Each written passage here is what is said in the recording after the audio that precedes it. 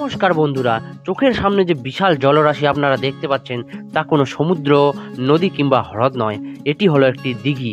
আর আমাদের এই জেলা দক্ষিণ দিনাজপুরের বিভিন্ন প্রান্তে ছড়িয়ে রয়েছে এই দিঘিগুলি, যা দক্ষিণ দিনাজপুর জেলার সৌন্দর্য বৃদ্ধি করে বন্ধুরা।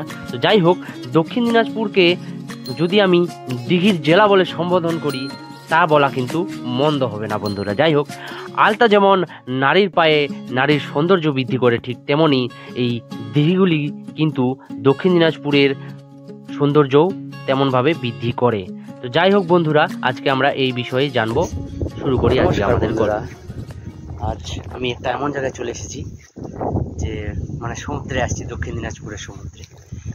একটা কথা বলাই যায় বন্ধুরা, যে আমাদের দক্ষিণ দিনাজপুর জেলা এক কথায় দিঘির দেশ অথবা দিঘির জেলা বলাই চলে। কারণ দক্ষিণ দিনাজপুরে এমন এমন সুন্দর সুন্দর দিঘিগুলি রয়েছে, বিশাল বিশাল। তার মধ্যে আরেকটা হচ্ছে, আজ আমি একটা দিঘিতে এসেছি, কি বলবো, আর কয়েকটা নাম বলে দিই।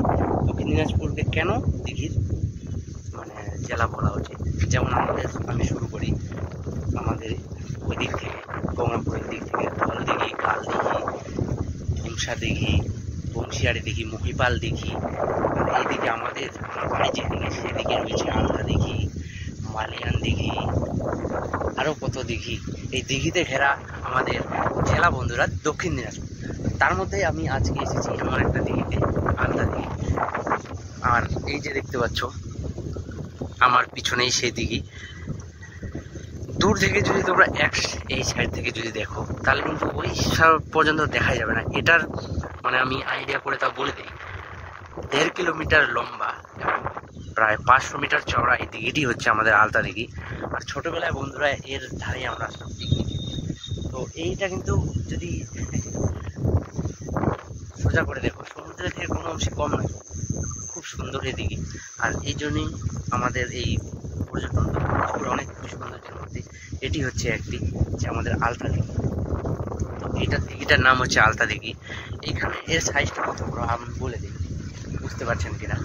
এর যে আমি যদি এটাকে 3টা ভাগ করি, এই দিঘিটাকে, হ্যাঁ 3টা ভাগ করে যে একটা ভাগ হবে, সেই একটা ভাগে যদি আমি মাছ মারার কথা বলি, মাছ চাষের কথা বলি, সেই একটা ভাগের মাছ তুলতে পুরো দিন লেগে যাবে। আর এই দিঘির একটা বৈশিষ্ট্য কিন্তু দক্ষিণ দিনাজপুরের সব দিঘিগুলাই একবারও কিন্তু জল শুকায় না, জল দেওয়া হয়। এই যে দেখছো, যেমন আজকে হাওয়া বইছে আর জল কিন্তু ফুলে ফেপে রয়েছে। তো অবশ্যই, আর এখানে কিন্তু পরিযায়ী পাখির আনাগোনা হয়। এবং শীতকাল, ডিসেম্বর জানুয়ারি মাসে পিকনিকের সময়টা কিন্তু এইখানে প্রচুর এই আশেপাশে জায়গাগুলোতে পিকনিক স্পট পরিচিত হয়। সব থেকে বেশি গোড়দিঘি, হ্যাঁ গোড়দিঘিতে কথা বলাই হয়নি, ওখানেই হয়। তবে এই আলতা দিঘি কিন্তু কোনো অংশে কম নয় বন্ধু সৌন্দর্যের দিক থেকে।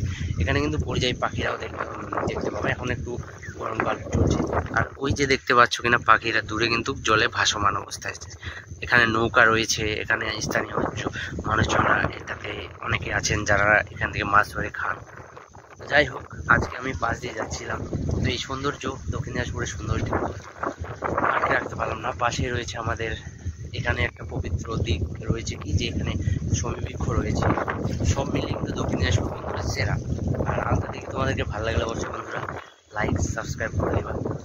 তো বন্ধুরা এইটার আমি কেন দেখালাম, কারণ আজকে হাওয়া বইছে, তো একদম সমুদ্রে যেমন ঢেউ হয়, জলের কলকল শব্দ, ফেনা সব দেখতে পাওয়া তোমরা। আর দূর থেকে দেখলে মনে হবে যে না, ছোট মিনি সমুদ্রে চলে এসেছে। সেক্ষেত্রে এখানে পর্যটন দিঘিগুলো দক্ষিণ দিনাজপুরের বৈশিষ্ট্য এরকমই থাকা হয়। পর্যটন হলে কি হয় বন্ধুরা, হয় দিকটা পর্যটন বাড়ে, কিন্তু সৌন্দর্যটা যাই হোক একটু নষ্ট হয়, আমার মনে হয় এটা ব্যক্তিগত ব্যাপার। আর আলতা দিঘিতে আমার বাড়ির কাছে বাড়ি, আর এটি পড়ে হচ্ছে আমাদের হাতিডুবা টু বদলপুর রোডের একদম বাম পাশে।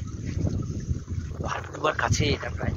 তো আজকের মতো এখানে টাটা রাখছি বন্ধুরা, আমাদের এই ভিডিও এখানে সমাপ্ত করছি। আর আলতা দিঘিকে টাটা বলে আমি বাড়ি চলে যাই আজকে।